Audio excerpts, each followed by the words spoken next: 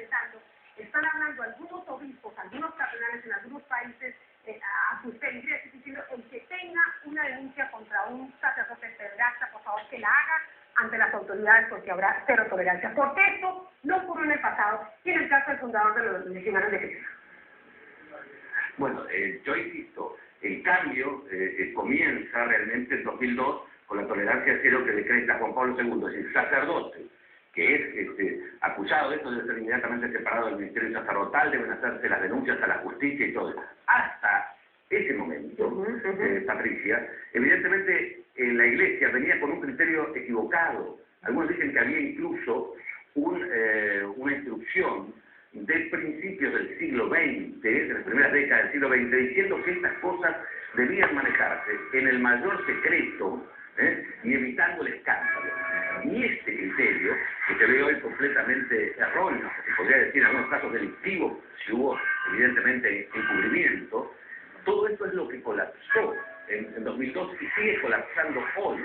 Las denuncias que se tienen, las que se van conociendo hoy, son mayoritariamente anteriores a 2002, cuando empezó a cambiar este criterio. Y ese pasado, Patricia, no se puede cambiar. La Iglesia se manejó mal, se movió mal con ese criterio de evitar el escándalo. Hoy hay un sacerdote, un obispo de París, de las afueras, perdón, de una diócesis cercana, a París, donde hace un mea culpa, y él mismo dice que le mandaron un sacerdote con antecedentes de pedofilia de Canadá, incluso con un proceso judicial donde había resultado culpable, y que él le pidieron que lo tomara él allí y que le diera a alguna parroquia, que ayudara a una parroquia. Y él dice, eso fue claramente un disparate, un error y una equivocación de la Iglesia que tenemos que aceptarla y obviamente todo esto tiene que cambiar.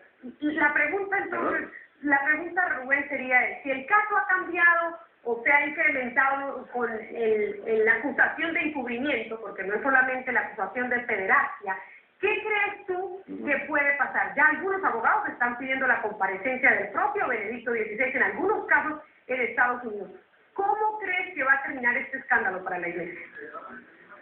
Bueno, yo creo que evidentemente todo lo que está pasando, lo de la convocatoria de la justicia, eso es una pregunta para los abogados. El Vaticano obviamente dice que de ninguna manera es un disparate que se lo convoque a Benedicto XVI, que la Iglesia no es una multinacional, pero evidentemente la Iglesia deberá profundizar todo esto, no tiene otra manera que profundizar una acción decidida frente a estos casos, quizás reafirmar más fuertemente, que me parece que es lo que está haciendo falta, de reafirmar que se movió mal en este tema y hacia el futuro decir que va a actuar, digamos, con una gran determinación en esta cuestión. Hoy en el Vaticano hay quienes creen que el Vaticano podría convocar a un consistorio de cardenales, es decir, un plenario de cardenales de todo el mundo, para clarificar bien esta situación, insistir con esto, reconocer